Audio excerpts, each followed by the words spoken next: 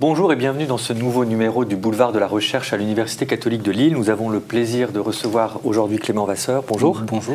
Alors vous êtes doctorant à l'ICEN en informatique et électronique et vous travaillez sur les cristaux phononiques accordables et leurs applications aux télécommunications. Exactement. Alors on va parler d'abord de la première partie un peu. Quels sont les cristaux? Qu'est-ce que c'est que les cristaux phononiques? Alors les cristaux phononiques, c'est un principe assez nouveau et qui correspond en fait à des matériaux qui sont organisés, qui sont structurés, et leur but c'est de manipuler le son. Donc ça fait un peu magique comme ça, mais en fait il y a des vraies applications.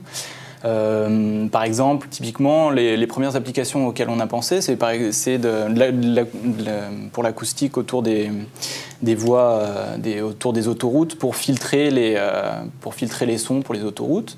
Mais dans le cadre de ma thèse, c'est plutôt des ultrasons, c'est des sons qui ne sont pas dans le même niveau, et donc c'est pour les télécommunications.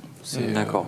Donc là, on est dans des sons qui ne sont pas perceptibles immédiatement à l'oreille humaine. Exactement. Voilà. Le principe, c'est que dans nos téléphones portables, en fait, ce qu'on capte, comme c'est des ondes électromagnétiques, comme la radio, comme les GPS, les satellites, c'est des ondes électromagnétiques, et dans nos téléphones portables, ils vont être transformés en ondes acoustiques pour être filtrés, en ondes mécaniques pour être filtrés, et pour qu'on ait un appel qui corresponde à pour qu'on puisse entendre finalement l'appel. Exactement. Voilà.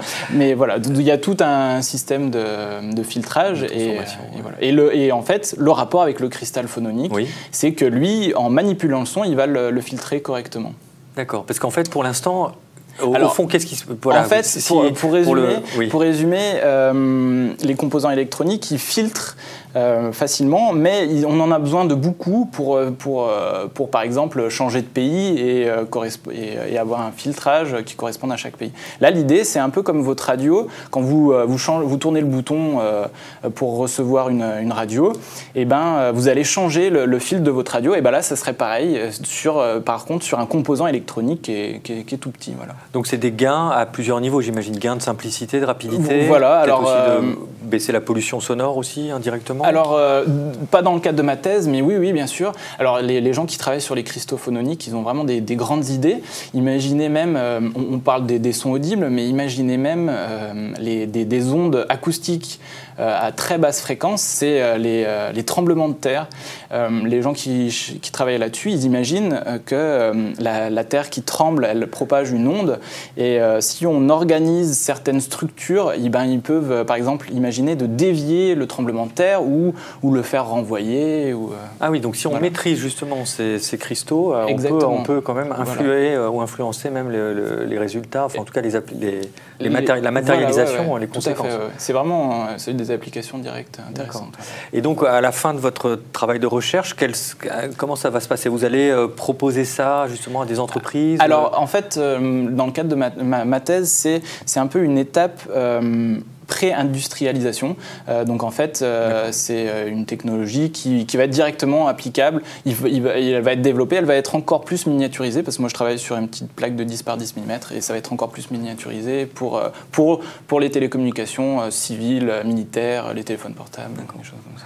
Et de manière concrète, par exemple, dans le cadre de votre travail, donc vous êtes dans un labo, on le rappelle à l'ICEN, et donc vous travaillez sur des supports, mais qui sont matérialisés, informatisés, comment Alors, ça se passe? les deux. J'ai fait des simulations, on fait des calculs pour savoir ce qu'on va pouvoir mesurer, et on a fait fabriquer une plaque, justement, notre cristal phononique. Ça consiste en une petite plaque de 10 par 10 mm, et on va envoyer un signal, et on va mesurer vraiment ce qu'on a et voir si ça marche, et ça marche. D'accord. Donc ça donne envie de continuer. Ah bah oui, c'est bien si les résultats sont satisfaisants que vous avancez dans ce domaine. Et on avance, oui. Et je ne suis pas le seul, donc c'est un domaine assez porteur, je pense. Oui. Et vous voulez dire que c'est dans d'autres universités, dans d'autres écoles ou dans d'autres labos que ça se développe aussi à l'international? Voilà, c'est ça, exactement. Ah, c'est bien. Et vous-même, vous êtes en partenariat avec d'autres labos Alors, par exemple, moi, je suis subventionné par la région Nord-France. Hauts-de-France. Hauts-de-France, pardon. Et l'entreprise Thales Research and Technology, basée sur Paris. Donc, eux, ils ont un intérêt, puisqu'ils travaillent dans les télécommunications, comme je le disais, civiles ou militaires. Et eux, ils ont un intérêt direct là-dessus. D'accord.